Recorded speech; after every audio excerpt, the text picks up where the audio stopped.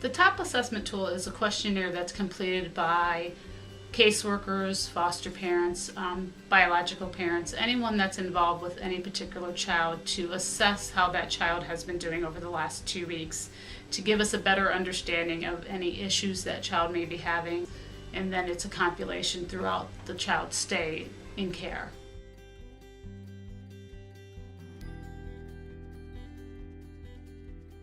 The best thing about the tool is that it gives you something that you can measure in terms of how a child is doing that is in our care.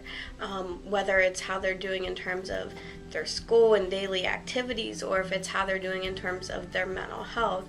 You can take the report that you have now and go back and say, this child's behaviors have decreased. We can maybe look at a lesser level of care, or there's something that's increased, and finding out what's going on that's driving that impact and increase in functioning. I think that we could also use it for our non-custody cases where we have a child who has a lot of different needs, to also monitor the feedback of those kids and see how they're doing. Because there are some situations that parents feel very overwhelmed with a child's behaviors, and also using it in the same way that we use it with our custody kids. In my role with working with teens exclusively, I would use this tool more towards them getting some feedback on how they're doing. You can show the tool to a kid if they feel that, for example, if they're in residential and they want to go to a lesser level, we can look at how they're doing and see how they've been doing over time to say, you know what, yeah, you're right.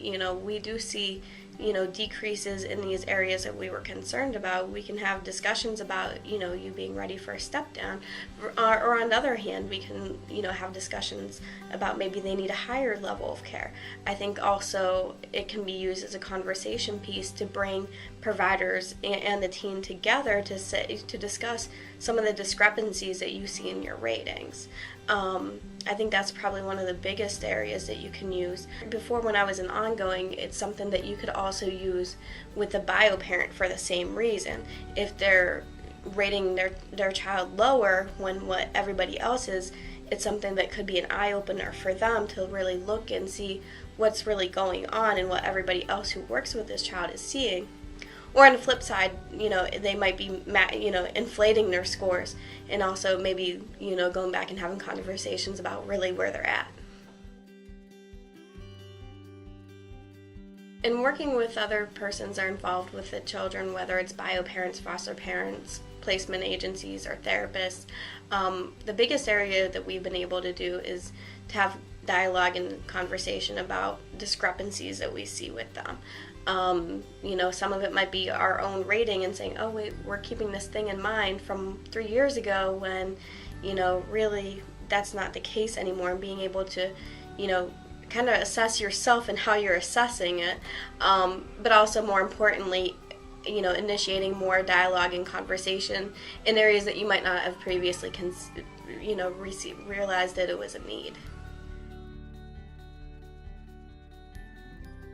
Overall, I would say the process has been very easy to use. I think probably the biggest challenge is just that it's something new that we're still working with, and staying on top and remembering that's one more thing that you want to have done. But also at the same time, I've also seen how valuable the information is in terms of outcomes for our kids and being able to get them where they need to be for their best interests. We signed on to be the initial site to pilot the TOP tool because we believe it has really great potential to allow us to make better placement plans for the kids in our care, to select more carefully and effectively providers for our kids, and ultimately to allow us to see better outcomes for our kids who have to be in out-of-home care.